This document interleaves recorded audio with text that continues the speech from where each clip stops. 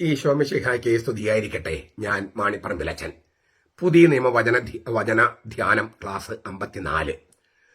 സ്ലീഹന്മാരുടെ നടപടി പുസ്തകം 3-ാമത്തെ അധ്യായം 13-ാമത്തെ വാക്യമാണ്.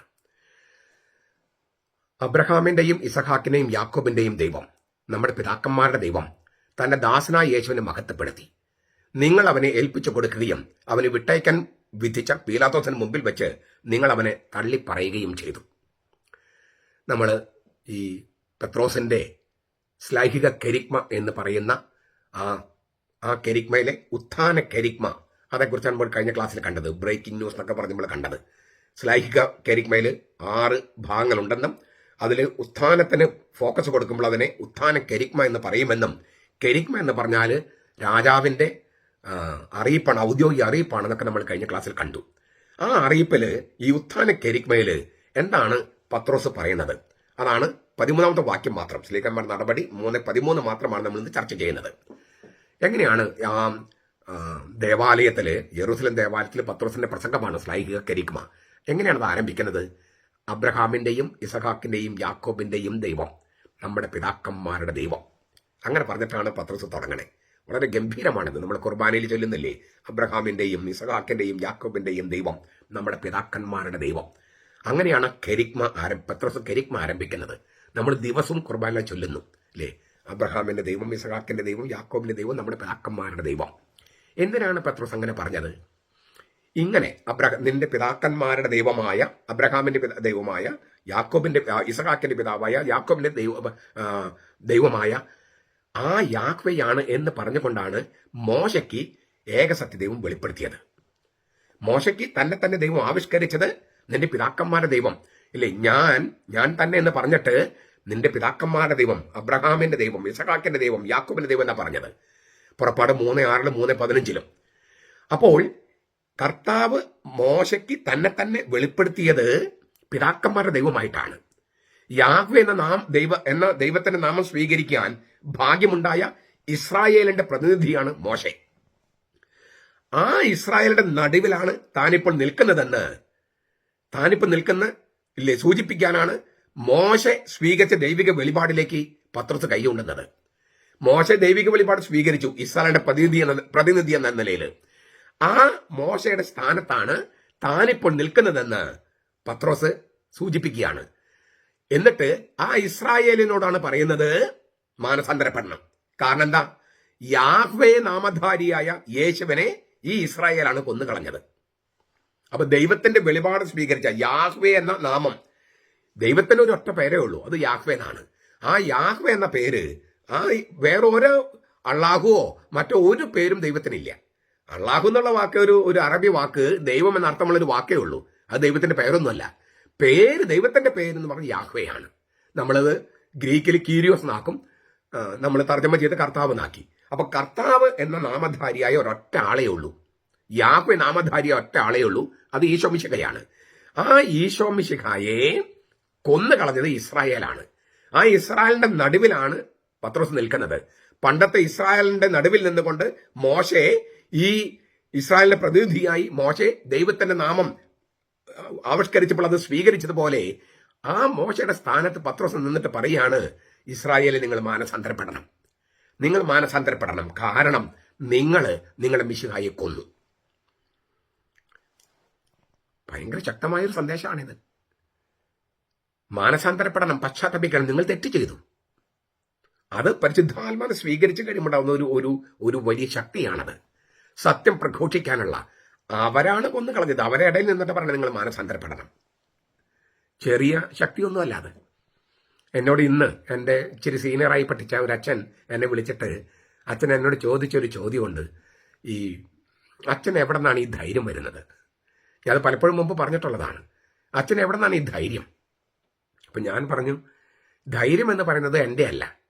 ഞാൻ പറയുന്ന കാര്യങ്ങളിൽ സത്യമുണ്ടെങ്കിൽ സത്യത്തിന് അതിൻ്റെ ഉള്ളിൽ തന്നെ ശക്തിയുണ്ട്. കർത്താവ് പറഞ്ഞത് കടുകുമണിക്ക് തുല്യമാണ് ദൈവരാജ്യം എന്നാണ്. കടുകുമണിയാണെങ്കിൽ അതിൻ്റെ ഉള്ളിൽ ജീവനുണ്ട്. നല്ല സാഹചര്യം വന്നാൽ അത് പൊട്ടിക്കിളർത്ത് അത് ചെടിയായിട്ട് മാറും. സത്യത്തിന്റെ ശക്തി അതിൻ്റെ ഉള്ളിലാണ്, നമ്മൾ പറയുന്ന ആളിലല്ല.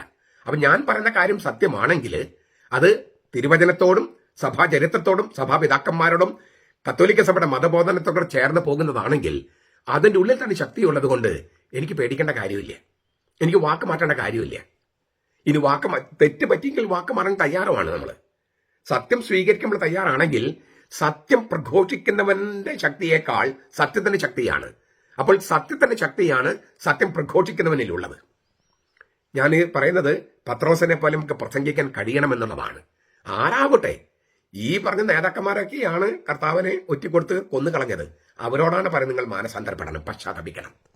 പത്രോസ് സ്ലീഹ പറയാണ് അവരോട്. ഭയങ്കര ശക്തമായ ദേവാലയത്തിൽ നിന്നുകൊണ്ട്, ജെറുസലേം ദേവാലയത്തിൽ നിന്നുകൊണ്ടാണ് ഈ പ്രസംഗം എന്ന് ഓർക്കണേ. ആ പശ്ചാത്തലങ്ങൾ ചിന്തിക്കണം. എന്നിട്ട് പറയാണ്, ദൈവം തന്റെ ദാസനായ യേശുവിനെ മഹത്വപ്പെടുത്തി. തന്റെ ദാസനായ യേശുവിനെ മഹത്വപ്പെടുത്തി. എല്ലാ വാക്കുകളും പ്രധാനപ്പെട്ടതാ. യേശുവിന്റെ സഹനത്തിലും മരണത്തിലും ഉയർപ്പിലും പിതാവ് പുത്രനെ മഹത്വപ്പെടുത്തിയെന്നാണ് പത്രോസ് പറയണേ. യേശുവിന്റെ സഹനത്തിലും മഹത്വപ്പെടുത്തി, മരണത്തിലും ഉയർപ്പിലും ദൈവപിതാവ് പുത്രനെ മഹത്വപ്പെടുത്തി. ദൈവം തന്നെയായ പുത്രനാണെങ്കിലും യേശു ദൈവപിതാവിന്റെ ഹിതം മനസ്സിലാക്കിയപ്പോൾ സഹനദാസന്റെ ദൗത്യം ഏറ്റെടുത്തുകയും അത് നിറവേറ്റുകയും ചെയ്തു. ഹെബ്രായ ലേഖനം 10:5-7 പറയുന്നുണ്ട്. നിന്റെ യേശു സ്വർഗത്തിലേക്ക് കണ്ണുകൾ ഉയർത്തി പറഞ്ഞു, പിതാവേ, പുത്രൻ തന്നെ മഹത്വപ്പെടുത്തിയിരിക്കുന്നു, ഇപ്പോൾ പുത്രനെ നീ മഹത്വപ്പെടുത്തണമേ. അപ്പോ മഹാപുരോഹിത പ്രാർത്ഥന തുടങ്ങുന്നത് അങ്ങനെയാണ്. അതായത് പുരോഹിതന്മാരായിട്ട് സ്ലീഹന്മാരെ വാഴിക്കുന്ന ആ പ്രാർത്ഥന തുടങ്ങുന്നത് തന്നെ ഈ മഹത്വത്തെക്കുറിച്ച് പറഞ്ഞിട്ടാണ്.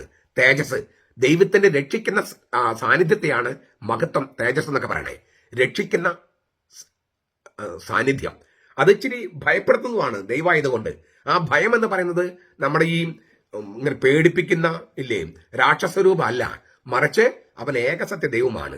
വളരെ ഉന്നതരായ ഒരു വ്യക്തിയുടെ മുമ്പിൽ നമുക്ക് സാധാരണക്കാർക്ക് തോന്നുന്ന ഒരു വികാരമുണ്ടല്ലോ, ഒരു ആദരവോട് കൂടിയ ഭയം. ആ ഭയമാണ് ഉദ്ദേശിക്കുന്നത്.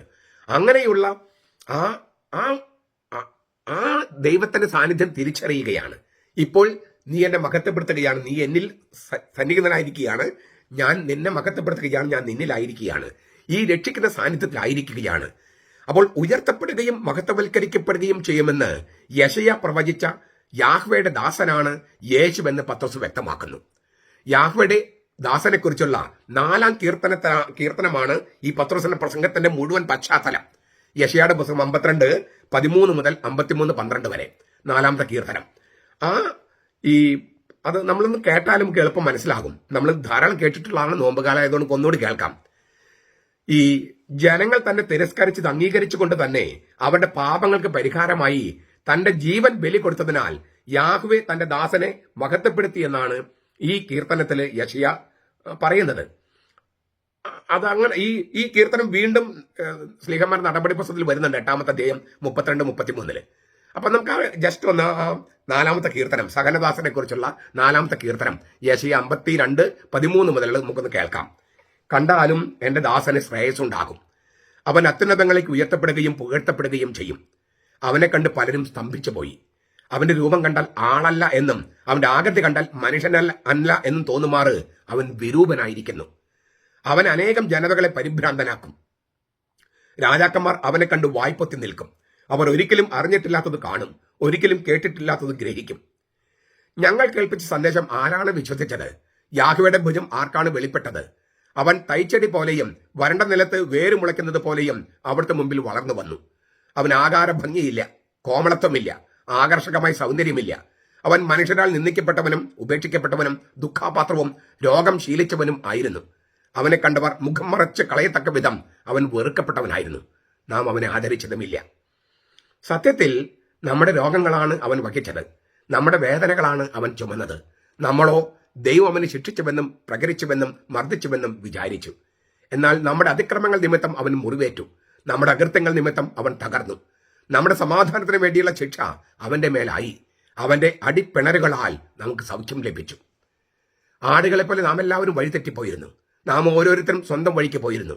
എന്നാൽ യാഹ്വേ എല്ലാവരുടെയും അകൃത്യം അവന്റെ മേൽ ചുമത്തി. അവൻ മർദ്ദിക്കപ്പെട്ടു, പീഡിപ്പിക്കപ്പെട്ടു, എങ്കിലും അവൻ ഉരിയാടിയില്ല. കൊല്ലാൻ കൊണ്ടുപോകുന്ന കുഞ്ഞാടിനെ പോലെയും രോമം കത്തിരിക്കുന്നതിന് മുമ്പിൽ മിണ്ടാതെ നിൽക്കുന്ന ചെമ്മരിയാടിനെ പോലെയും അവൻ തന്റെ വായ് തുറന്നില്ല. പീഡനത്താലും ശിക്ഷാവിധിയാലും അവൻ എടുക്കപ്പെട്ടു. എന്റെ ജനത്തിന് അതിക്രമം നിമിത്തമാണ് അവൻ പീഡനമേറ്റ് ജീവനുള്ളവരുടെ ദേശത്തു നിന്ന് വിച്ഛേദിക്കപ്പെട്ടതെന്ന് അവന്റെ തലമുറയിൽ ആര് വിചാരിച്ചു? അവനൊരു അതിക്രമവും ചെയ്തില്ല. അവന്റെ വായിൽ വഞ്ചനയൊന്നും ഇല്ലായിരുന്നു.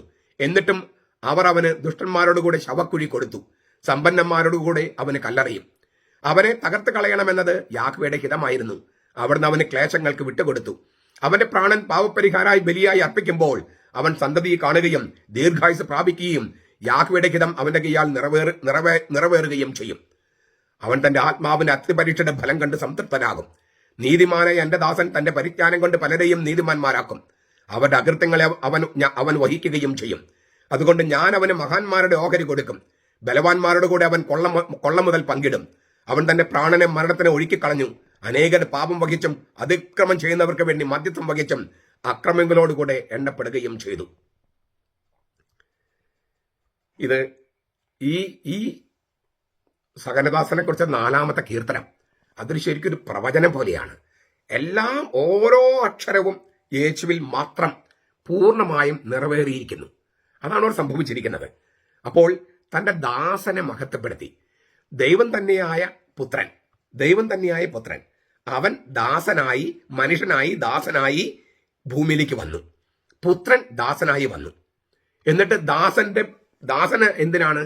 പാപമില്ലാത്ത ദാസൻ മറ്റെല്ലാവരുടെയും പാപം തന്റെ മേൽ വഹിച്ചു. അങ്ങനെ മറ്റുള്ളവർ നീതിമാന്മാരാക്കി സ്വയം ശിക്ഷ ഏറ്റെടുത്തു. ഇതാണ് സകലദാസനെ കുറിച്ചുള്ള കീർത്തനത്തിന്റെ രത്നചുരുക്കം. അത് യേശുവിനെ കുറിച്ചാണ്.